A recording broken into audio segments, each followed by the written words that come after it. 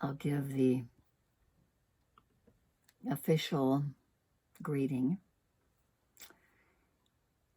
welcoming everyone who comes, of every age and ethnicity and cultural heritage and religious background, socioeconomic group and ability, sexual orientation and gender identity, and the ability that we have to study together and practice for the benefit of all beings and for this living earth. We recognize the suffering that's caused by biases and prejudices, systems of power and privilege and oppression based on race, sex, class, age, ethnicity, religion, national origin, ability, sexual orientation and gender identity and expression. And we aspire to do no harm and to dismantle barriers that cause separation and suffering,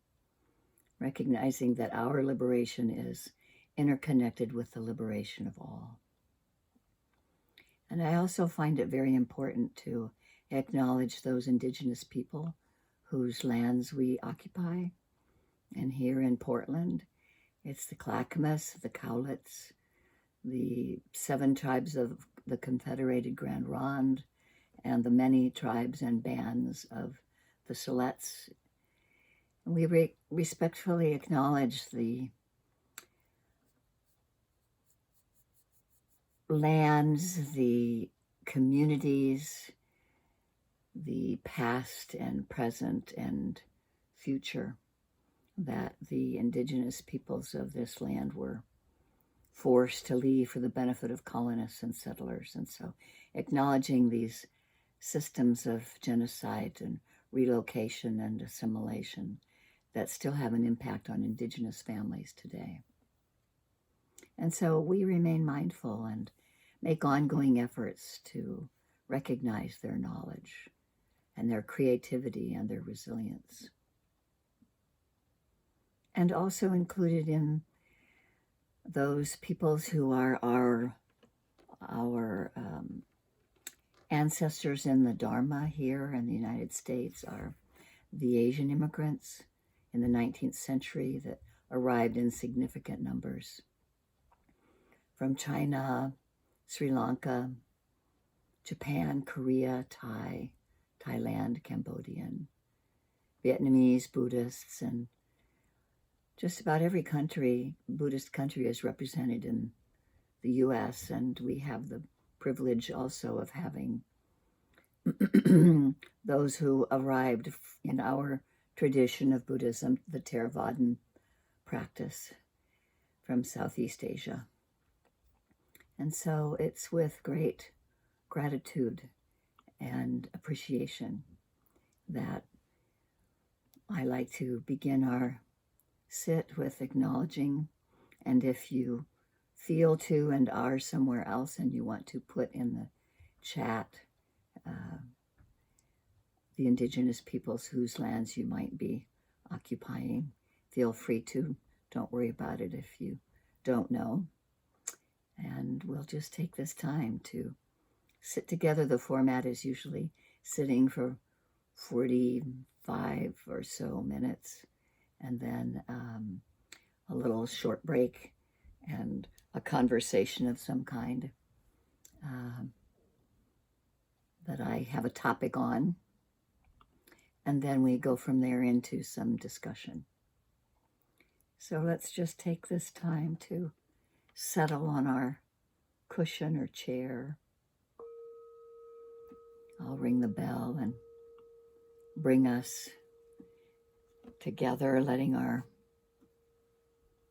bodies, hearts, and minds settle from the day. As long as you can hear me, if you want to sit somewhere else in the room, you're welcome to, wherever you're comfortable. And I'll ring the bell when we come back again, as long as you can hear my bell.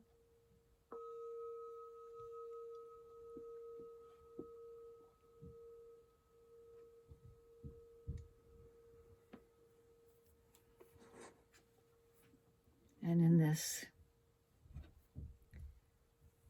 early Theravadan Buddhism form as taught by Shakyamuni Buddha, we begin with a simple object of attention.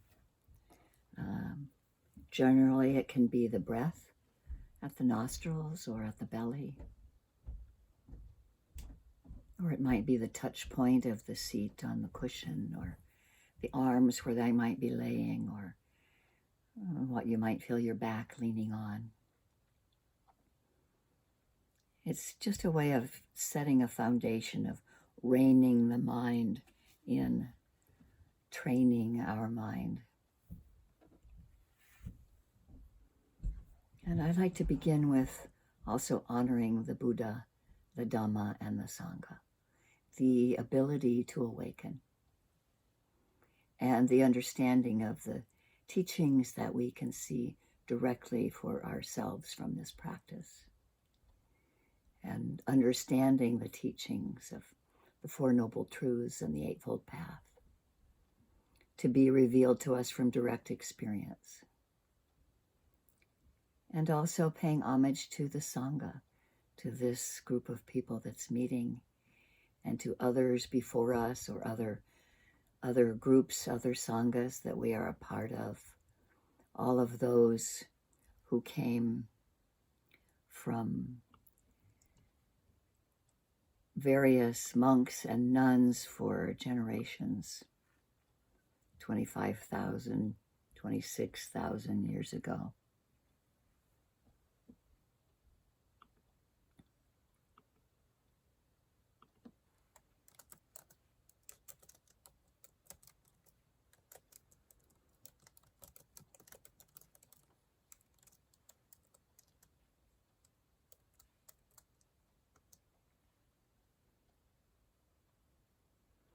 And we take this time to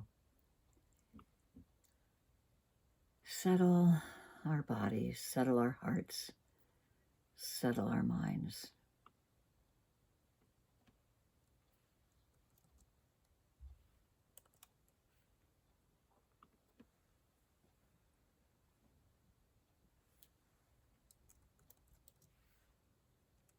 We may begin by having ourselves relax a little, letting the eyes relax, just noticing what the muscles are like behind the eyes, or at the jaw, the shoulders.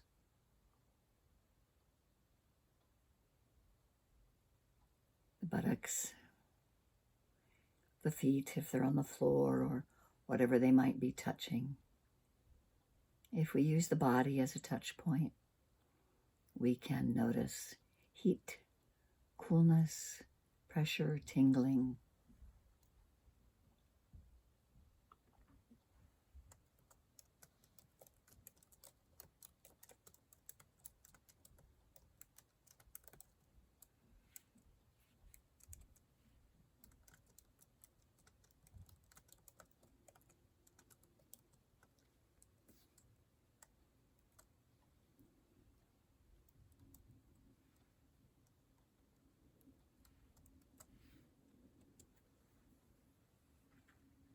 We let gravity be a part of our being here in this body, this container of our breath.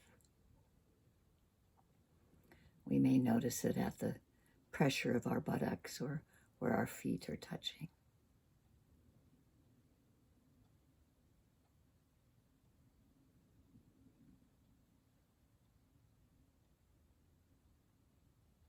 Just letting a wave of relaxation flow through from the top of the body down.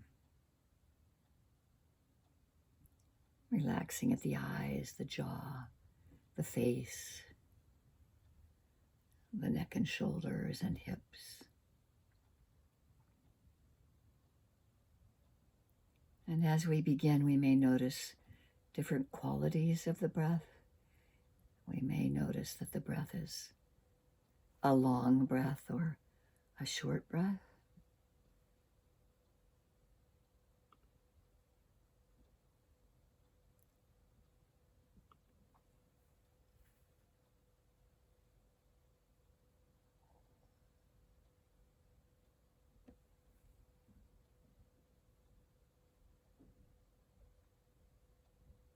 We might notice if it's a smooth breath or a jagged breath. There's no judgment about what it is.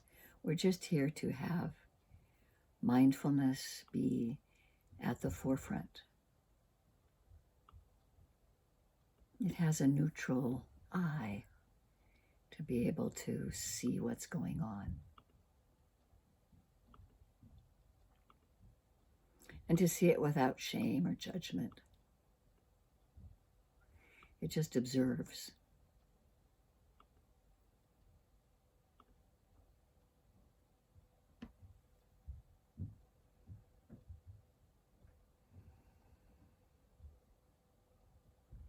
It has a neutrality about it that can help keep us from falling into long storylines about the future.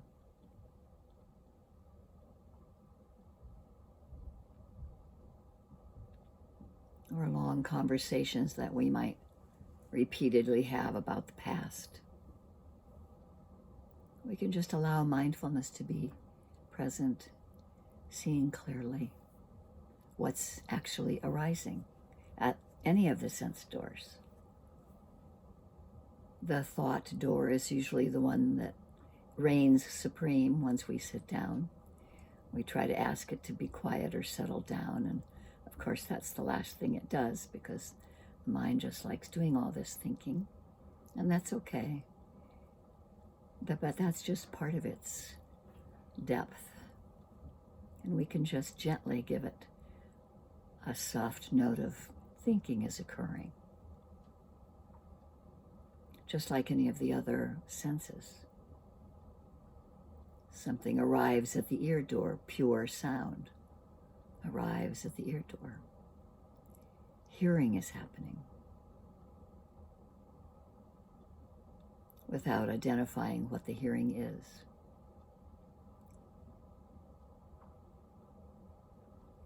Or we could say smelling is happening at the nose door, or tasting is happening at the mouth and tongue door.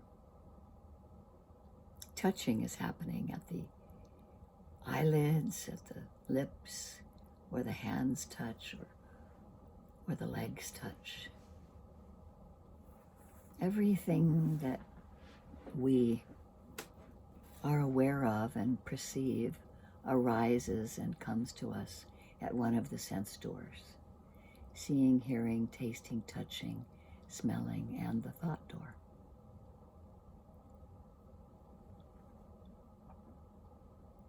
And each of these places is an excellent place to have awareness arise with mindfulness, to allow us to see clearly whether we have attachment to it. Oftentimes something pleasant, a sensation in the body or the mind, something pleasant is there and we want to hang on to it.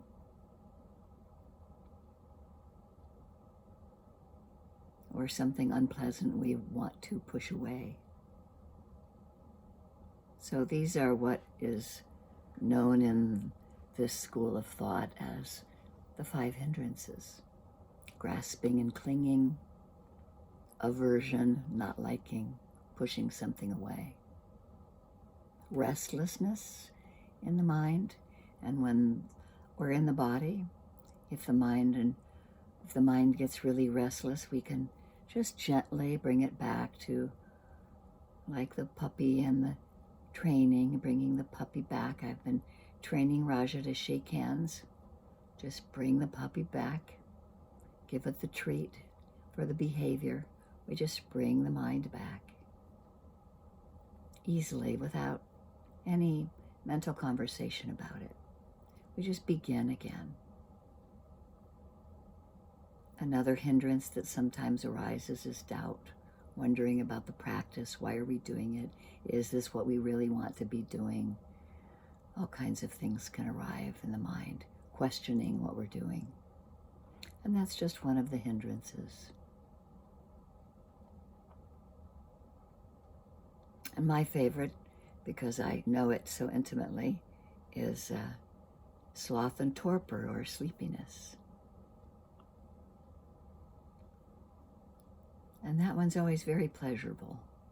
This wave goes by, and if I'm lucky, sometimes I might notice right before I lose consciousness altogether that there is this pleasant feeling occurring behind my eyelids, and this wave.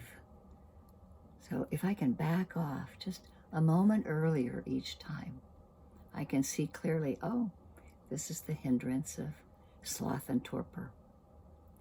And that's a moment longer of wakefulness, a moment longer of waking up in this very moment to the freedom of not clinging to something. It's just noticing with pure insight. Oh, sleepiness is there. It does have an anecdote. You can open your eyes gently and just let light in. There's a standing practice of just standing in place. We can feel pressure from gravity, and instead of sometimes when we close our eyes, we just sort of disappear in thoughts and perceptions and sensations in the body. Standing meditation is a good alternative.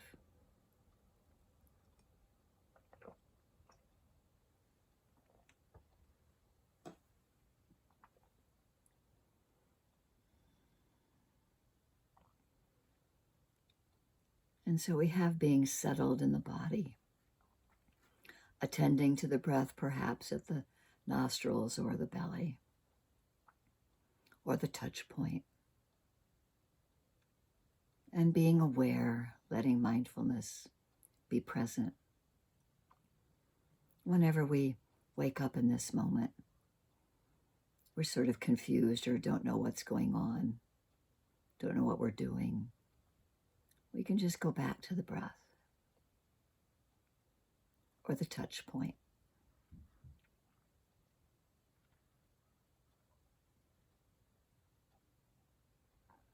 And this creates a kind of concentration that really allows us to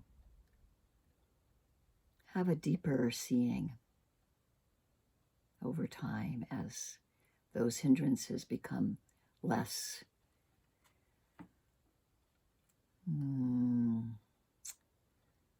less obvious to us. Sometimes the thinking gets a little lighter, or we can notice the energy level that's sort of below that stream of thinking. That stream of thinking can just be like gauze flowing by.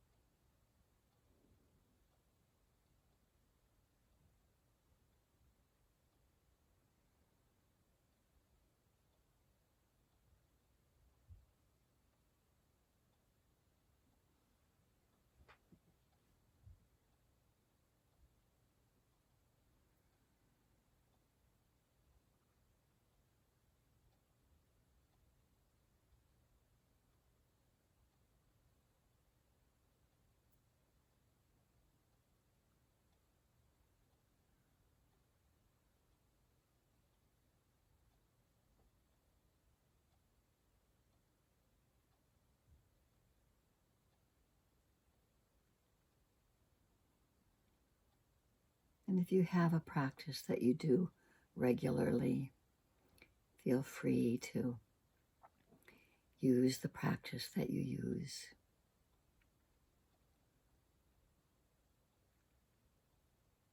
Another way of being with things in this very present moment, besides that being with the breath and being with the touch point, we can also be with the whole body breathing, this container of our body, the breath within the container of our body. which opens our field of awareness a little broader.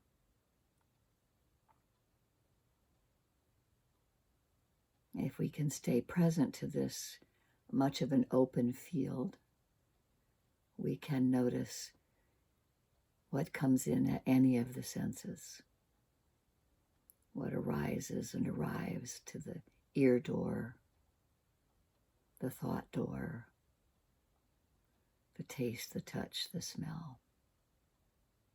It's a broader awareness, but it still has changing objects that we attend to. So there's still a concentration practice, but instead of just a single object like the breath, it's multiple objects that come into our view one at a time, and we can be with it. We can notice that awareness is there. Mindfulness is with it. Awareness is there. As the object on its own naturally fades away, awareness fades away and comes up again when mindfulness sees the next object and awareness is with it. And we begin to notice that we can't really hang on to whatever we're attending to. It's impermanent. It arises due to its own conditions, stays for however long it stays, and leaves due to its own conditions. We can't make ourselves breathe longer. The breath rises and passes due to conditions. And often we might notice that as we grasp at something that's coming into our view, if it's pleasant and we want to keep it and hang on to it a little longer, it creates suffering because we're clinging and grasping to it. And we can't. It's not personal. It leaves on its own accord. And we begin to see this teaching very clearly, object after object after object. Whatever comes into the heart and mind can be seen clearly with mindfulness, and we may begin to notice that first noble truth that there is suffering, there is discomfort, and we can see it in this very moment with this breath or whatever is arising, that if we grasp or cling to it, it causes discomfort. Anicca, dukkha, anatta are the three characteristics. Impermanence, constantly changing nature of things that we see directly, that we know directly. Dukkha, it creates discomfort. We notice suffering happens from it. We constrict in the mind or in the heart or in the body. And that we can't hang on to it. We can't really find a true, solid sense. We can't find a true, solid sense of self. And that actually can bring great joy because we're seeing clearly arising and passing, putting together mindfulness moments, stringing together mindfulness moments, moments of freedom, moments of non-grasping, non-harming, non-clinging.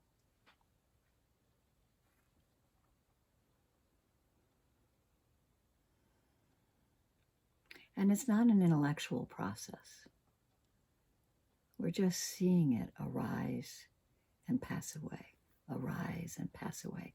Everything that comes into our field of awareness is fair game for our attention. Mindfulness is there with it. Awareness is there. And we can also begin to know some things that might be skillful and other things that might seem unskillful. If we have this repetitive thought over and over again, it takes us down a rabbit hole of some thought process. We might notice that it's not so helpful. We can't control that comes up again and again. but we can see that it might not be helpful. So we can just gently attend to it by noticing it, but also allowing it to, or noticing when it goes on its own accord. And that's a moment of freedom. Waking up in this moment to letting go of what might be unskillful and inclining the heart and mind toward the skillful, toward holding ourselves in kindness and in compassion, having just enough energy to be interested in what's present, what's happening now, what is the attitude of the mind right now.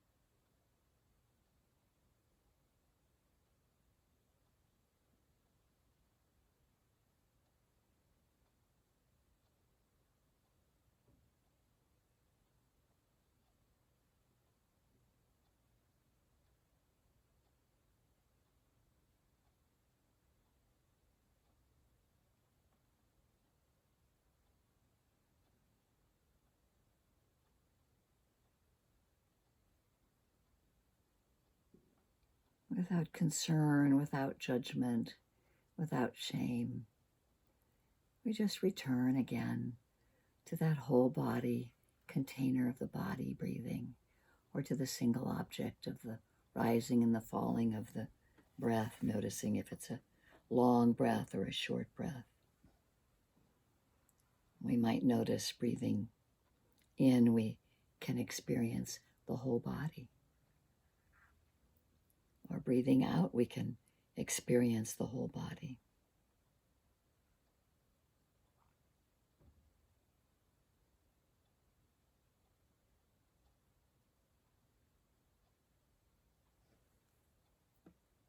We may notice breathing in. There's a calming of the bodily activity.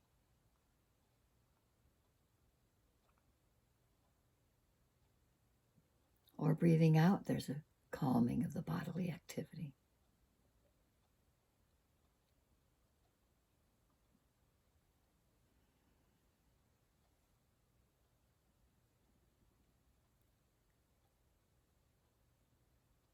Waking up each moment after moment after moment to what's happening in this present moment. We can breathe in, experiencing joy.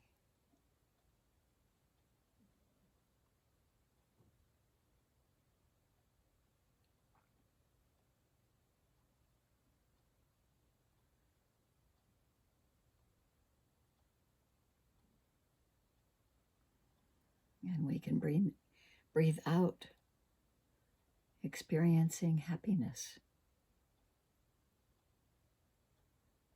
There can be tranquility that gets nourished.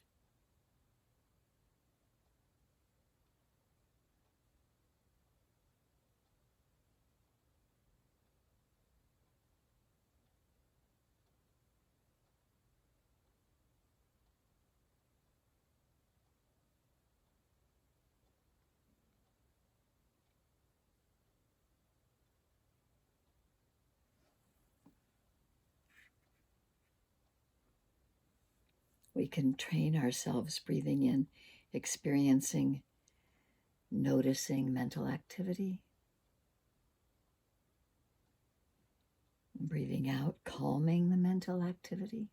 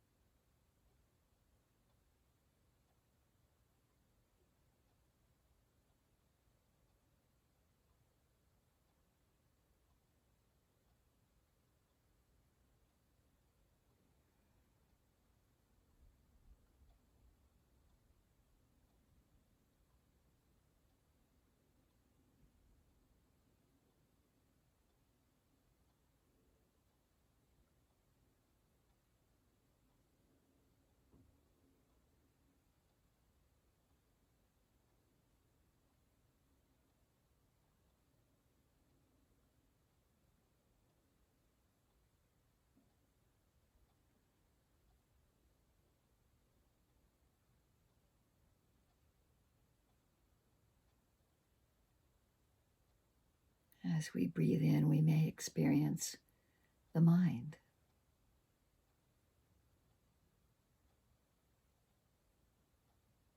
And breathing in and out, we can experience gladdening the mind.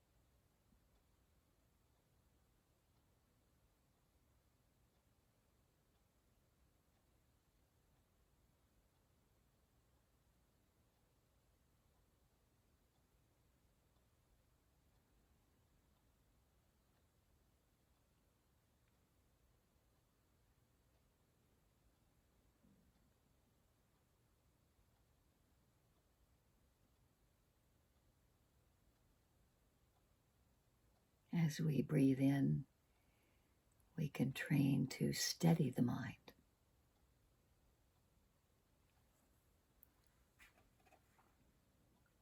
And as we breathe out, we steady the mind.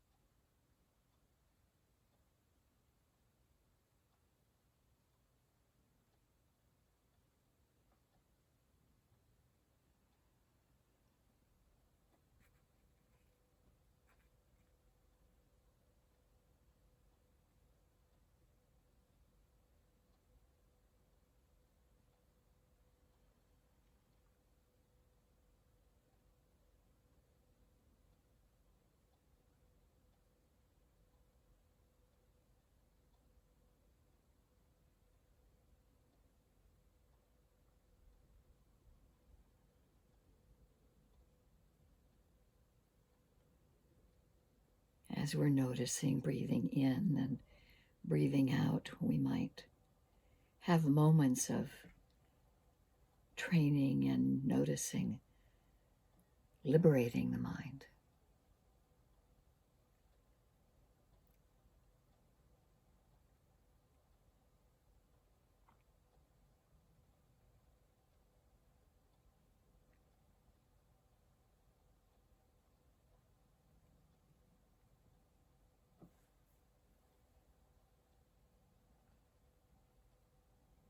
We can directly experience by noticing the impermanent nature of whatever is arising, that we can't grasp or cling to it, that it is impermanent. We can contemplate this impermanence.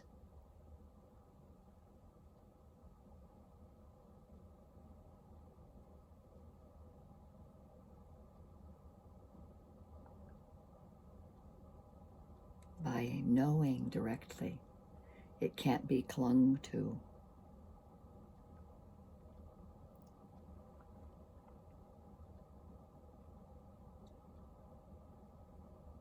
And from there, quite naturally, dispassion can arise.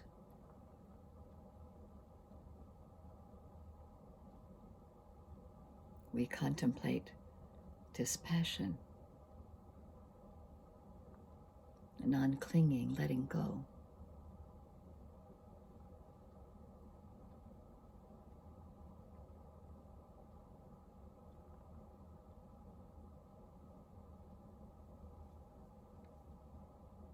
All by just attending to that single object of the breath or the touch point, or what's arising and passing within our awareness that mindfulness is present for. We can contemplate the cessation and the letting go over and over and over again. Just letting go, letting go, letting go.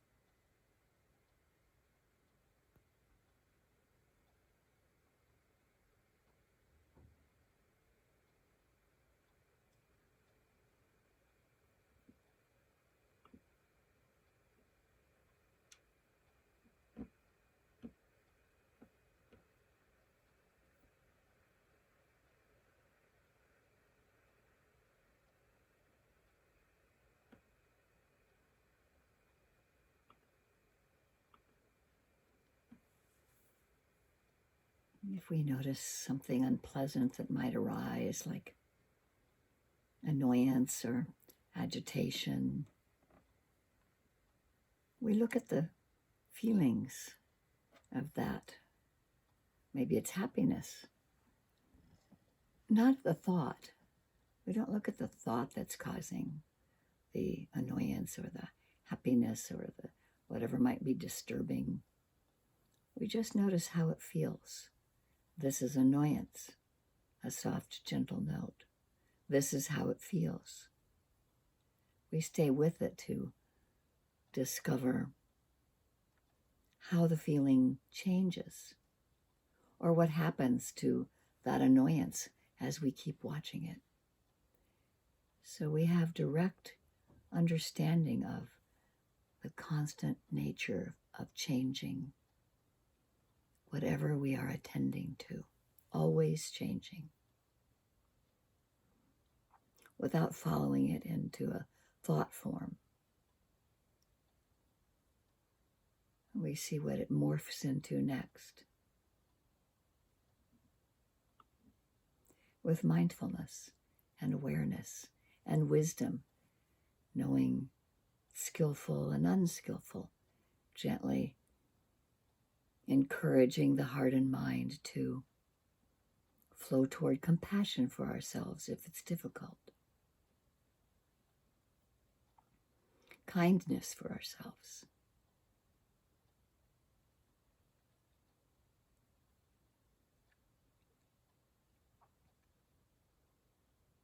Part of our practice in this tradition are the Brahma Viharas: loving kindness, compassion, sympathetic joy, and equanimity.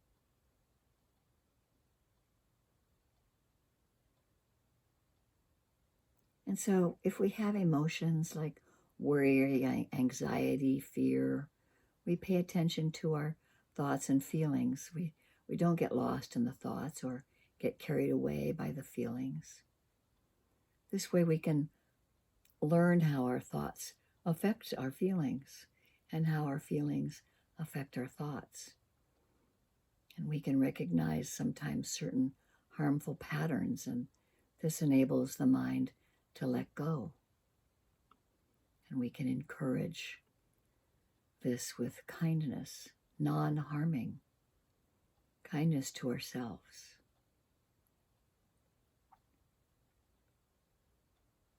Holding ourselves gently and embracing within our hearts a feeling of ease.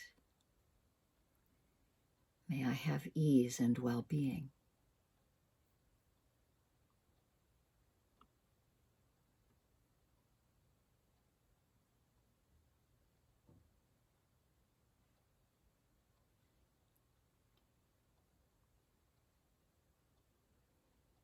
May I have compassion for myself when things are challenging.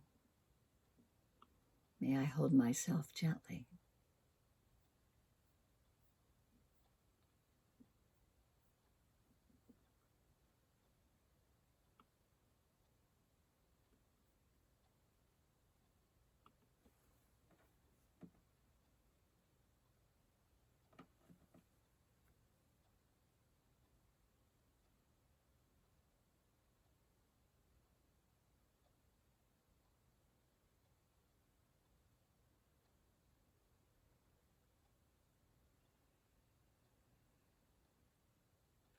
When things are challenging, may I have compassion for myself.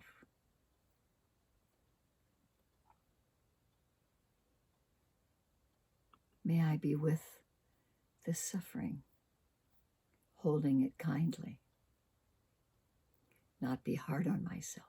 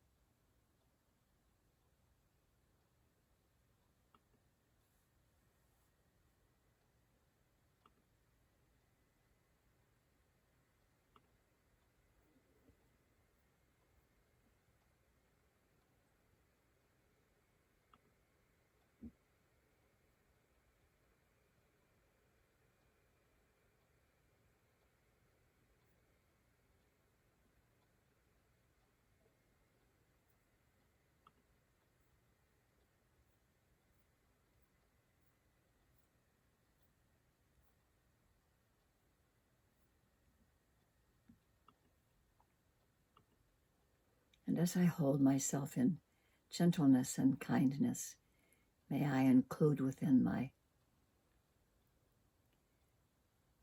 whole body of the breath, within this heart center, may I include another person, a close friend, and seeing them happy and healthy.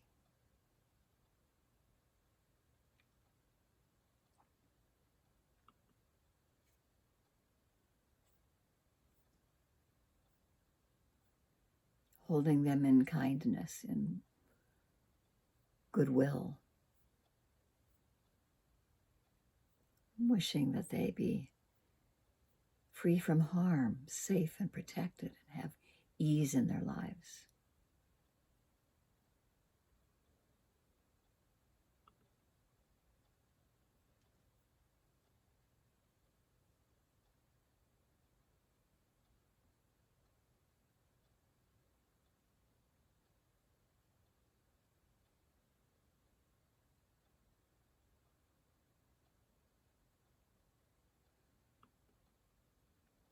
And so we develop this place in our hearts for holding others, holding ourselves and others.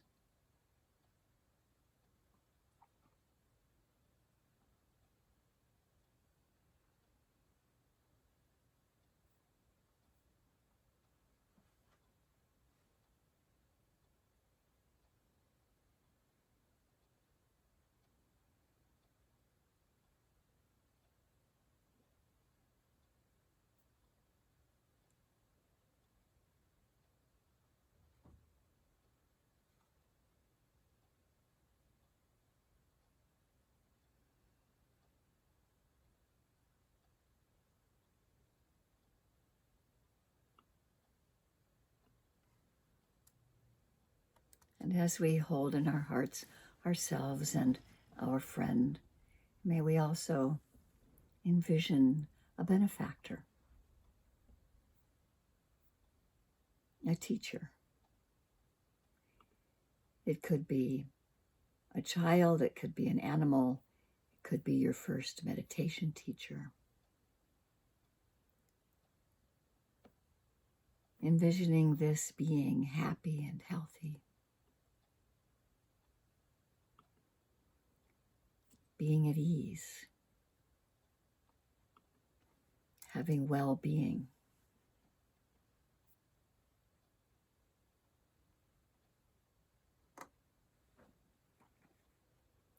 May you be free from harm, safe and protected, and have ease in your life.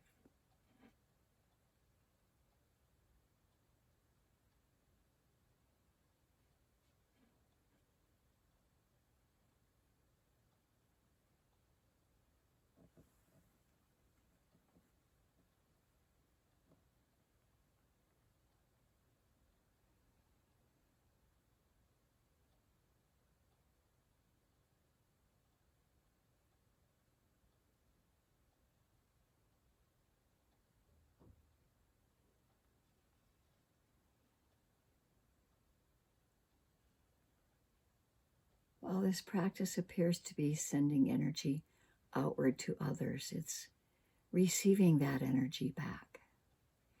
It's opening our hearts to ease, to well-being, to freedom from fear and anxiety. As we hold within this heart energy a neutral person,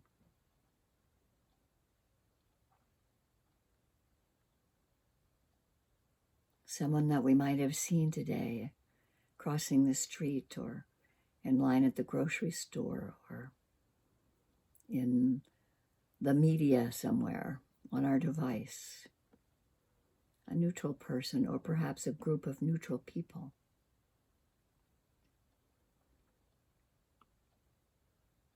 We can hold healthcare workers. We can hold those who are being oppressed that we're aware of. We can hold the homeless person that is down the street that we saw in a tent yesterday. Any kind of a neutral person that we don't have an attachment toward liking and disliking.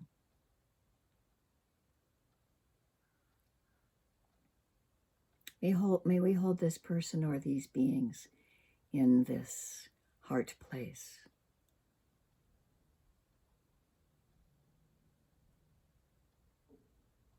Wishing them to be free from inner and outer harm, safe and protected.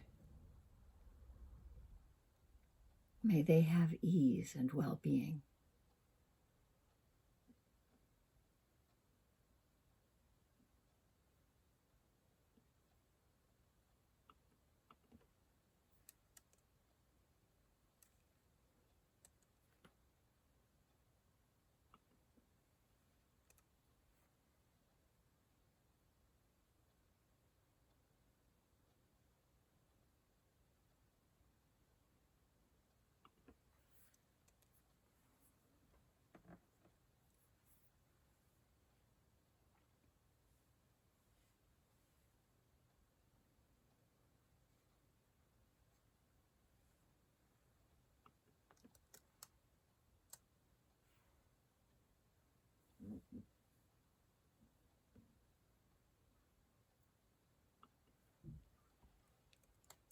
And as we gather this energy of kindness and compassion for others,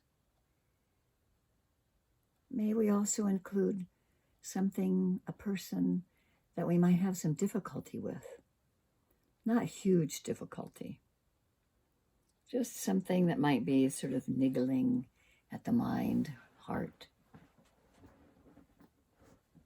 Just as I wish to be happy, I know that this person also wishes to be happy.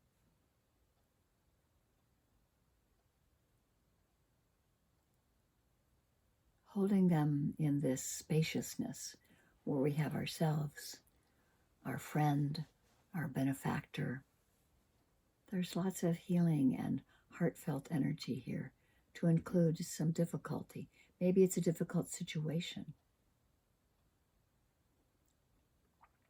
but not something that's so overwhelming that it causes contraction. I always like the reference of the difficult person from someone who said there are different categories of difficult people, and he thinks of himself as being a doctor in their treatment room, and that some difficult people stay out in the parking lot. Some difficult people might be in the waiting room. And this difficult person that we're going to include right now is one that you can let in the treatment room. It's just enough that you can have a distance, but maybe that's too close. Maybe you want them in the waiting room so that you can touch upon knowing that they too wish to be happy and letting this generated kindness and compassion just come up and touch this difficult person or this difficult situation, that we are opening our hearts to larger and larger circles of beings. And may this being also have ease in their life.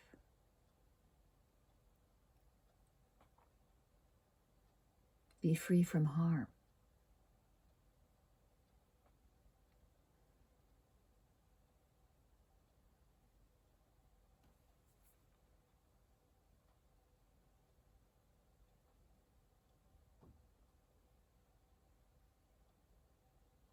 Be free from enmity and danger. Be free from anxiety. And may they be kind to themselves when things are difficult.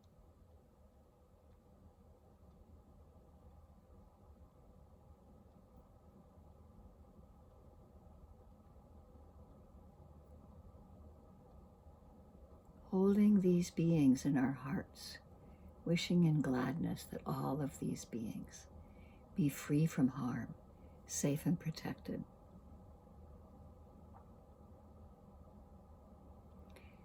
And letting this sense of well-being of kindness, of compassion, include all beings, those known and unknown,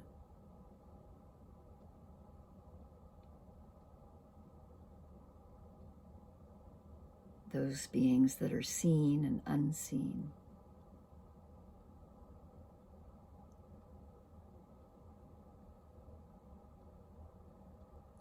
Those enlightened and those unenlightened. Those known and unknown. Those that swim and crawl and fly. May all beings everywhere have happiness and the causes of happiness. Be free from harm. Safe and protected. Have ease in their lives.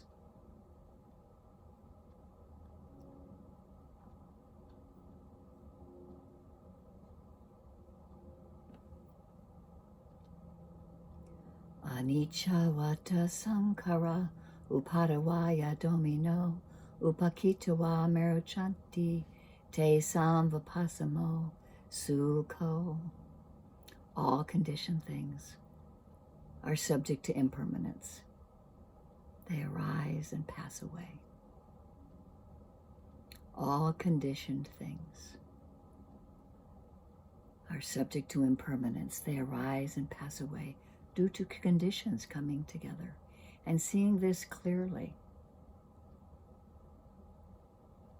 with mindfulness brings the greatest happiness, which is peace.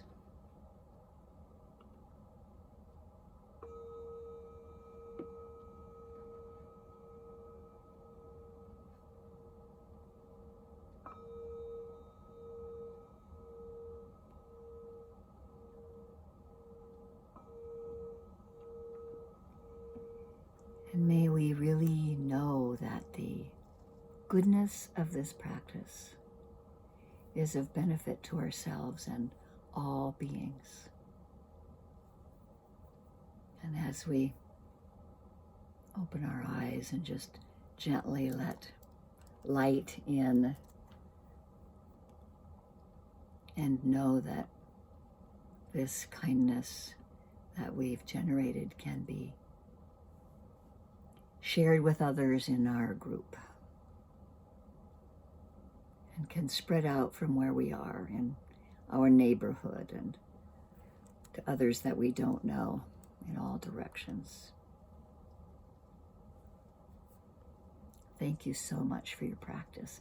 It brings me great joy, so much mudita, joy for us managing to sit for a while through all the aches and pains and ups and downs of the mind and the body. And so we'll just take about a 3 or 4 minute break to have a bio break, drink some water, put on your glasses, whatever. And I'll ring the bell again in a few minutes.